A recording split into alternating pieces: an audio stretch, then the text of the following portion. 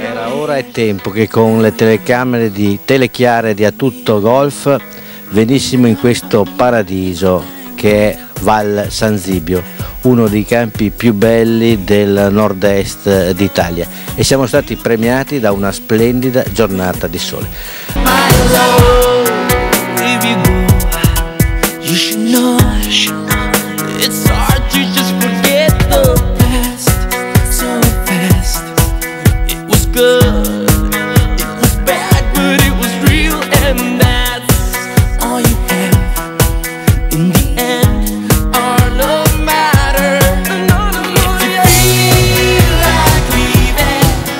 Ho 100 domande da fare a Giampiero Beccherucci, presidente del Golf Club Padova, però la prima è importante, mi piace sempre fartela. Vuoi spiegare a chi ancora non lo sapesse perché Val San Zibio?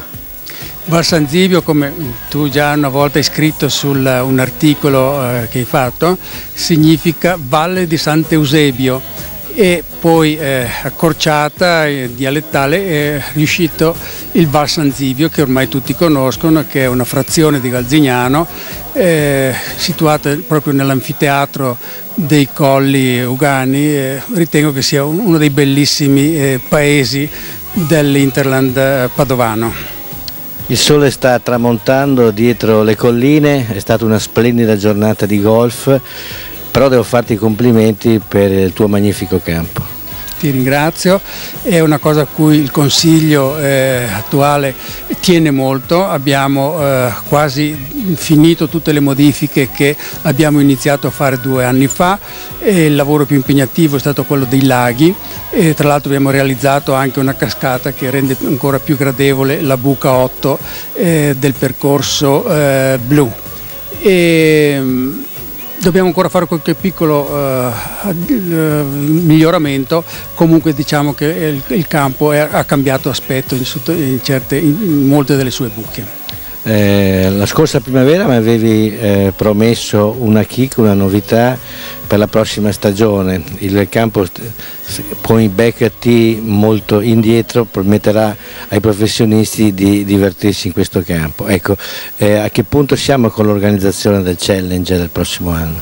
Ho avuto un contatto molto recente con Alessandro Rogato, che si occupa dell'organizzazione dei Challenge Tour, e ancora siamo alla ricerca del main sponsor. Abbiamo già degli sponsor, però lo sponsor principale ancora è in forse, che è quello che è determinante per poter effettuare l'Open Challenge sul nostro campo. Mi auguro di farlo, entro il mese dovremo avere una risposta positiva.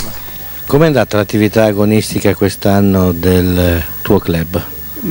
È una cosa della quale che mi rende molto orgoglioso, perché sia la squadra maschile che la squadra femminile quest'anno una ha mantenuto la 1 e la squadra femminile ha raggiunto la 1, per cui siamo tra i pochi campi in Italia ad avere sia la squadra maschile che femminile in A1, per cui questo è motivo di grande soddisfazione per me e per tutto il circolo.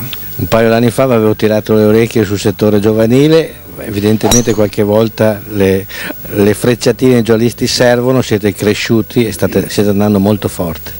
Certo, alle volte le critiche stimolano, e anche se al momento magari rimani un po' male, perché comunque questo ti stimola, per cui come dicevi tu il fatto di aver raggiunto con le nostre squadre, soprattutto con i ragazzi giovani, i risultati che dicevo prima, vuol dire che l'interesse del circolo per l'attività giovanile è molto importante. Tanto più che le decisioni ultime del Consiglio riguardano anche uno ringiovanimento del parco soci del circolo, perché il nostro circolo, essendo datato ormai a più di 40 anni, anzi ci avviciniamo al 45esimo, l'età media è piuttosto alta, per cui adesso dovremo attuare una politica per acquisire soci, non dico giovanissimi, ma comunque giovani.